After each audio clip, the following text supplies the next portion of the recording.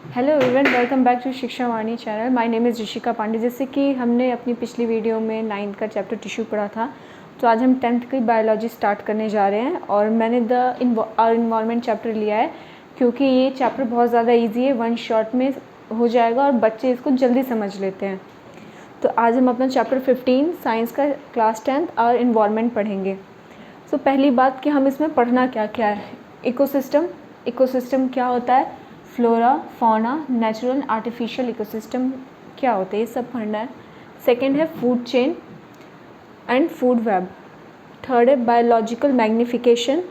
Third है ozone and fourth है biodegradable and non biodegradable substances. तो पहले हम पढ़ेंगे अपना ecosystem, flora, fauna, natural and artificial ecosystem. तो इकोसिस्टम क्या होता है? इकोसिस्टम का मतलब है पहले हम पढ़ेंगे कि इकोसिस्टम क्या होता है। ठीक है, interaction of living and non living things in our environment. For example, living things हमारे बायोटिक हो गए और नॉन लिविंग थिंग एबायोटिक हो गए। लिविंग थिंग्स में plants, animals, humans and non living thing में physical factors, air, water, land. जब कोई बायोटिक एंड एबायोटिक चीज़ एक साथ रहती है तो एक पर्टिकुलर एरिया में, तो इसको इकोसिस्टम कहते हैं। Interaction between a biotic and non biotic organism at a particular place called ecosystem. तो जैसे कि हमने पढ़ा इकोसिस्टम क्या, तो पहले पढ़ेंगे फ्लोरा क्या होता है। एक पर्टिकुलर एरिया के जो पेड़ पौधे हैं उसको हम फ्लोरा कहेंगे, और उसी एरिया के या कोई भी एरिया के एक पर्टिकुलर एरिया के जो एनिमल्स है उसको हम फौना कहते हैं। इकोसिस्टम में नेचुरल, आर्टिफिशियल इकोसिस्टम होता है। नेचुरल इकोसिस्टम मतलब वो जो नेचुरल है, जो नेचर्स ने बनाए हैं, जैसे रिवर, लेक्स, पॉन्ड्स, माउंटेन्स, मतलब जो नेचुरल है। और आर्टिफिशियल इकोसिस्टम में हमारा आ जाएगा एक्वेरियम। मतलब हम अलग एक डब्बे में अलग पानी डालते हैं, फिशेस डालते हैं, उसके फूड डालते हैं, प्लांट्स डालते हैं, तो वो हमारा हो जाएगा आर्टिफिशियल और मैन मेड इकोसिस्टम। और ये दूसरा है हमारा नेचुरल इकोसिस्टम। फ्लोरा एक पर्टिकुलर एरिया का प्लांट्स है और फौना एक पर्टिकुलर एरिया का एनिमल्स है। और इकोसिस्टम जैसे हमने जाना, interaction between living and non living things called ecosystem of a particular place. तो इसके बाद हम पढ़ने जा रहे हैं फूड चेन। फूड चेन क्या होता है?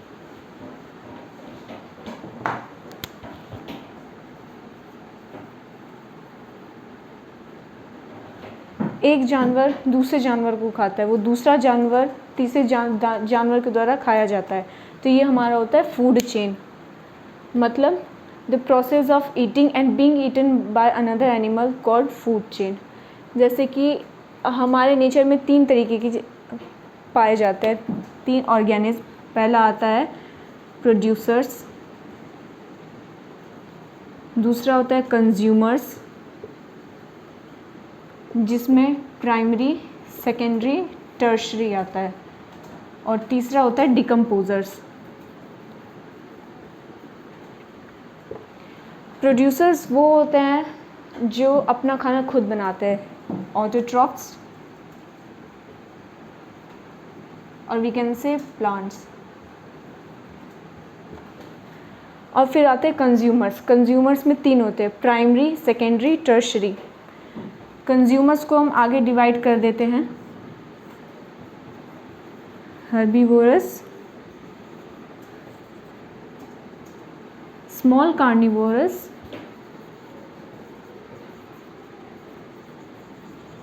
एंड थर्ड हमारा हो जाएगा लार्ज कार्निवोरस। हर्बीवोरस वो जो प्लांट्स को खाते हैं, स्मॉल कार्निवोरस जो छोटे छोटे हर्बीवोरस को खाते हैं, और लार्ज कार्निवोरस जो स्मॉल कार्निवोरस को खाते हैं। तो हमारे 3 में डिवाइड हो जाता है। डिकम्पोजर्स वो जो डेड एंड डिकेइंग मैटर को डिकम्पोज करके उसको दोबारा सॉइल में डाल देता है, उसके न्यूट्रिएंट्स दोबारा सॉइल में चले जाते हैं, जिसके कारण सॉइल फर्टाइल हो जाता है।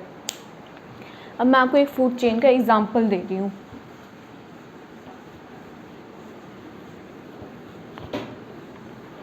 हमारा आ जाएगा प्रोड्यूसर्स में प्लांट्स।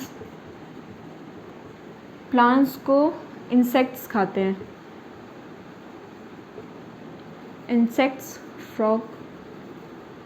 फ्रॉग किसके द्वारा खाया जाता है? स्नेक। और स्नेक को कौन खाता है? ईगल। मतलब एक फूड चेन हो गया, इंसेक्ट्स प्लांट्स को खा रहा है, फ्रॉग इंसेक्ट्स को खा रहा है, स्नेक फ्रॉग को और ईगल स्नेक को, मतलब सब एक दूसरे के द्वारा खाए जा रहे हैं। और ये बात मोस्ट इम्पॉर्टेंट है कि कोई भी फूड चेन हो, सबसे टॉप पर ह्यूमंस ही आता है। ठीक है। एक और इम्पॉर्टेंट चीज़, ये ट्रॉफिक लेवल ज़्यादा बड़े नहीं होते, मतलब ये 3 से 4 में ख़त्म हो जाते हैं। यहाँ हम चाहे तो फ्रॉग को डाल सकते हैं, चाहे तो फ्रॉग को हटा सकते हैं। क्यों हटा इसलिए सकते हैं कि वो दूसरा चेन बन जाएगा, उसको हम फूड वेब करते हैं, जिसको अभी मैं बताने चाहूँगी। तो 3 से 4 लेवल में ख़त्म हो जाते हैं। क्यों? क्योंकि एनर्जी का लॉस होता है। मान लीजिए मैंने यहाँ से हटा दिया, फ्रॉग को हटा दिया मैंने,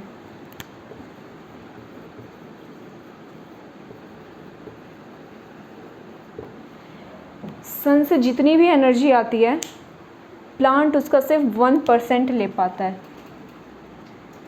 उसका 1% एनर्जी ही सिर्फ प्लांट यूज़ अपने में कर पाता है। और प्लांट्स उस एनर्जी को यूज़ करके केमिकल में चेंज करके अपना फूड बनाता है। फूड फिर कंज्यूमर्स, फिर डिकम्पोजर्स सबके पास जाता है। तो हम ऐसा कह सकते हैं कि पूरी जो लिविंग वर्ल्ड है वो सिर्फ प्रोड्यूसर्स पे डिपेंडेंट है, क्योंकि इनडायरेक्टली और वी कैन से डायरेक्टली हम सब लोग प्लांट्स पे डिपेंडेंट हैं। जैसे कि इसके पास सिर्फ 1% ये सन की एनर्जी यूज़ करता है, तो इसके पास टोटल एनर्जी मान लेते हैं 1000 है, तो इसकी सिर्फ 10% एनर्जी ही हम इंसेक्ट्स के पास जाएगी, मतलब 100। इसकी 10% एनर्जी स्नेक्स के पास जाएगी 10, और इसकी 10% एनर्जी ईगल के पास जाएगी, वी कैन से ना के बराबर। क्यों एनर्जी कम हो रही है? क्योंकि ये एनर्जी इन्वायरमेंट में चली जा रही है, जो कभी भी वापस नहीं आएगी। और क्यों जाती है?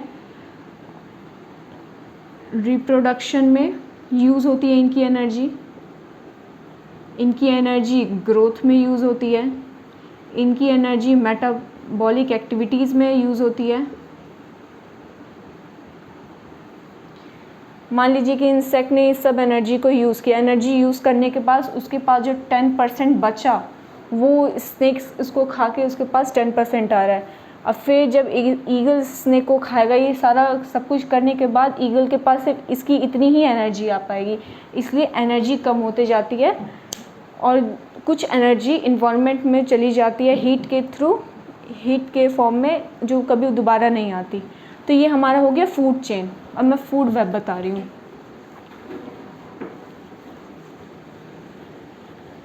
जब एक एनिमल 2 से ज़्यादा एनिमल के द्वारा खाया जाता हो, जैसे अभी मैंने फ्रॉग और स्नेक का बताया था, मैं डाल देती हूँ प्लांट्स को खाएगा इंसेक्ट्स, बर्ड्स इंसेक्ट्स को खाएगी, और इसको फिर स्नेक खा लेगा। मतलब हम बढ़ाते तो जा सकते, लेकिन एनर्जी इसमें लूज़ होती है। अब ज़रूरी नहीं है कि इसको सिर्फ बर्ड्स ही खाएंगे, इंसेक्ट्स को, इसको फ्रॉग भी खा सकता है, इसको डायरेक्ट स्नेक भी खा सकता है, और फ्रॉग स्नेक के द्वारा खाया भी जा सकता है, और स्नेक ईगल खा लेगा। मतलब जब एक ही में एक चेन में बहुत ज़्यादा चेन ऐड हो जाती है, जाला टाइप का बन जाता है। फूड वेब का मतलब ही होता है जाल। ये एक जाल टाइप का बन गया, मतलब एक चीज़ बहुत सारी चीज़ों द्वारा खाया जा सकता है, तो वो होता है food web. When an organism is being eaten by more than 2 animals or more than 2 organisms which in turns being eaten by another called food web। तो ये हमारा हो गया फूड वेब। जैसा कि मैंने बोला, सब लोग, पूरी लिविंग वर्ल्ड प्लांट पे डिपेंडेंट होती है। सो प्रोड्यूसर्स बहुत ज़्यादा मात्रा में पाए जाते हैं। फिर प्राइमरी कंज्यूमर्स, फिर सेकेंडरी कंज्यूमर्स। जैसे हम लोग डिस्कवरी में देखते हैं तो देखते हैं ना बहुत सारे प्लांट्स हैं, फिर देखते हैं बहुत सारे डियर्स हैं, डियर्स को खाने के लिए कार्निवोर्स हैं, फिर लार्जर कार्निवोर्स है, मतलब जितना ऊपर जाएंगे उनकी कम होते जाएगी संख्या, लेकिन प्लांट्स हमको बहुत ज़्यादा मिलेंगे और फिर हमको प्राइमरी बहुत ज़्यादा मिलेंगे, लेकिन सबसे ज़्यादा प्लांट्स होंगे हमारे पास। फिर हमारा आता है बायोलॉजिकल मैग्निफिकेशन।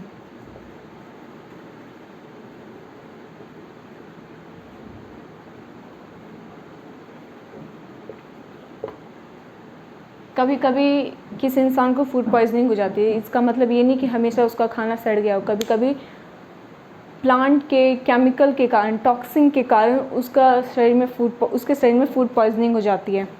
हम इंसेक्टिसाइड्स यूज़ करते हैं, हम पेस्टिसाइड्स यूज़ करते हैं जो सॉइल एब्जॉर्ब करता है। सॉइल के एब्जॉर्ब करने के बाद वो प्लांट जब अपना फूड, वाटर, मिनरल्स लेता है तो वो टॉक्सिन उसी प्लांट में चला जाता है, और उस प्लांट को जब हम खाते हैं तो हमारे अंदर वो टॉक्सिन आता है तो हम बीमार हो जाते हैं।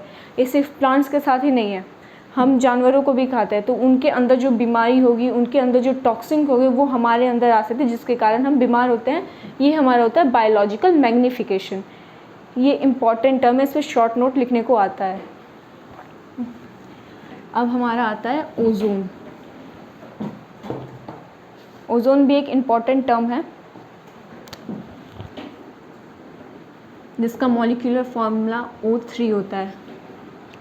ठीक है, ओजोन पहले बनता किससे? ऑक्सीजन का मॉलिक्यूल है, जब इस पर सन की यूवी रेज आती है तो ये 2 फ्री ऑक्सीजन एटम में टूट जाता है, और यही जब एक ऑक्सीजन एटम एक ऑक्सीजन के मॉलिक्यूल के साथ मिलता है तो ये ओजोन बनाता है, और इसका कलर होता है पेल ब्लू। पेल ब्लू इसका कलर होता है, पंजेंट स्मेल होती है, इसकी स्मेल अच्छी नहीं होती। कलर पेल ब्लू और पंजेंट स्मेल।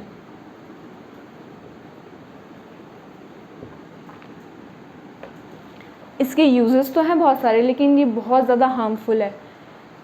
ओजोन डिप्लेशन, हमने नाम सुना है, ओजोन डिप्लेशन है कि अंटार्कटिका के ऊपर की परत जो ओजोन है वो ख़त्म हो रही है, वो धीरे धीरे हट रही है। क्यों? हमारे बहुत ज़्यादा CFC के यूज़ से, CFC क्लोरो फ्लोरो कार्बन के कारण। ये किस किस में पाया जाता है? फायर एक्सटिंग्विशर में, और हमारे रेफ्रिजरेटर्स में, और फिर हमारा ये पाया जाता है एयर कंडीशनर में। उससे जो CFCs निकलती है वो ओजोन को ऑक्सीजन में तोड़ देती है, और जिसके कारण इसकी लेयर डिप्लेट होती जा रही है, कम होती जा रही है, जिसके कारण हमें बहुत सारी डिजीज़ होती है। डिजीज़ में हमें हार्ट से रिलेटेड डिजीज़ हो सकती है, रेस्पिरेटरी से रिलेटेड डिजीज़ हो सकती है, आँखों से रिलेटेड डिजीज़ हो सकती है।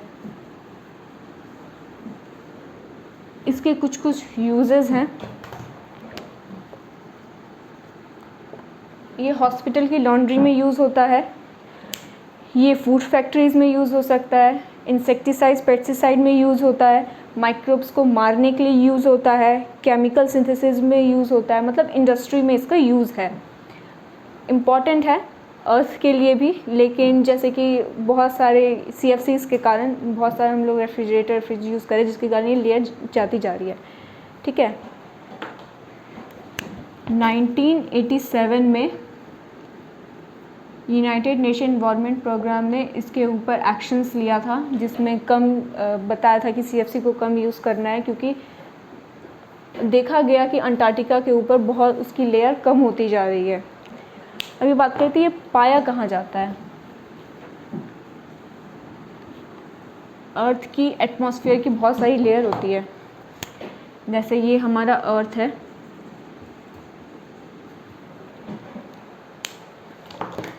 इसके ऊपर हमारा आया पहला ट्रोपोस्फेयर,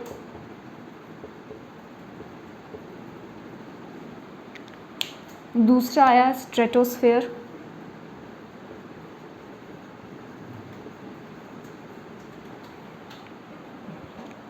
हमारा तीसरा आता है मेसोस्फेयर।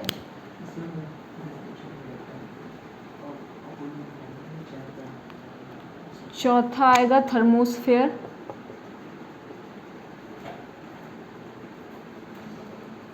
और हमारा पांचवा होता है एक्सोस्फेयर। एक्सोस्फेयर में आउटर स्पेस होगा।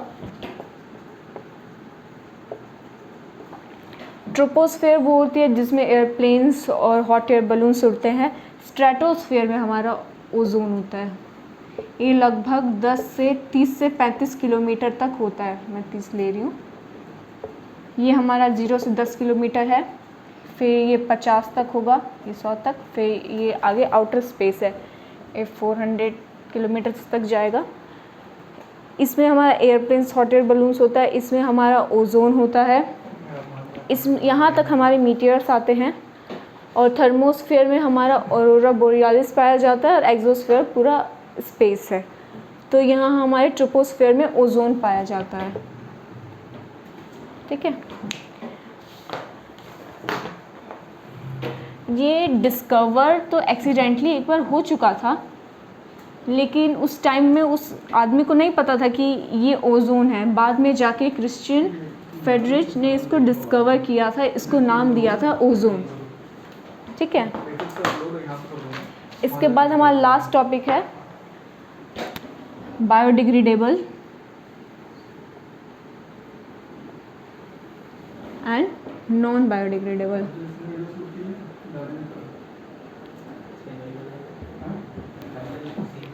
बायोडिग्रेडेबल वो जो डिकम्पोज कर पाए, जैसे डेड एंड, डिकेइंग मैटर है कोई, उस पर बैक्टीरिया लगेगा, फंगस लगेगा, फिर वो उसको डिकम्पोज कर देगा। मतलब means substance that can be broken into smaller pieces are called biodegradable substances by the help of decomposers, and substances which are not are called non biodegradable substances. For example, plastic के अंदर ऐसी chemicals होती है जो decomposers उसको decompose नहीं कर पाते हैं। ठीक है, और इसके अंदर नहीं होती वैसी, तो ये आसानी से हो जाता है। इसी के कारण plastic thousands of millions of years earth पे रहेगा। और इसके बाद है कि हम अर्थ को कैसे बचा सकते हैं।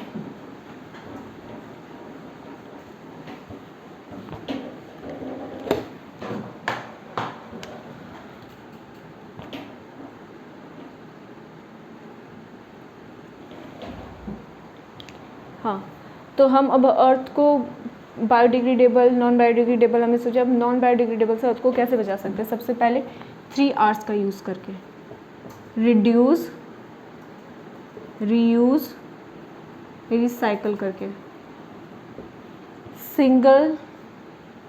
सिंगल यूज़ प्लास्टिक को बैन करके।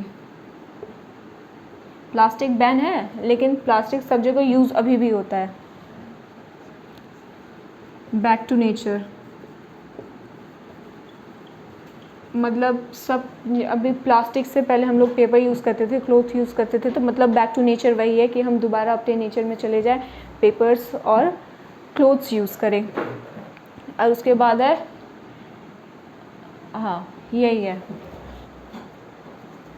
इसके बाद एक एग्ज़ाम्पल है प्लास्टिक रोड्स का, और उससे भी इम्पॉर्टेंट अवेयरनेस होना ज़रूरी है, क्योंकि आजकल लोग जहाँ गंदगी देखते हैं वहीं गंदगी कूड़ा अपना फेंक देते हैं। बोलते हैं पहले से ही गंदा है, पहले से गंदा है तो उसको और गंदा करने की ज़रूरत नहीं है। अगर आपके पास कुछ है तो आप अपने घर में ले जाकर उसको फेंक सकते हैं, कूड़े की गाड़ी आती है।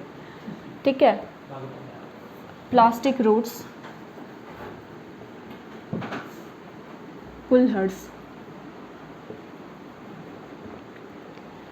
जो हम कप लेते हैं पेपर कप, वो सिंगल यूज़ होता है, तो उसको बैन ना यूज़ करके कुल्हड़स आ गए हैं, जिसमें हम पहले चाय पीते थे। और प्लास्टिक रोड्स, प्लास्टिक और बिटुमिन की मदद से हमने प्लास्टिक रोड बनाया। तमिलनाडु में है, जमशेदपुर में है। हमने प्लास्टिक रोड्स बनाए जिसमें हम प्लास्टिक और बिटुमिन का यूज़ किया, और ये कंपैरेटली उतना ही मजबूत है जितना हम सीमेंट से बनाते हैं, बल्कि ये कह सकते हैं उससे ज़्यादा ही मजबूत है प्लास्टिक और बिटुमिन का। तो ऐसे करके हम बायोडिग्रेडेबल वेस्ट को कम कर सकते हैं। सो इसी तरह हमारा चैप्टर 15 कंप्लीट होता है। I hope you all like it.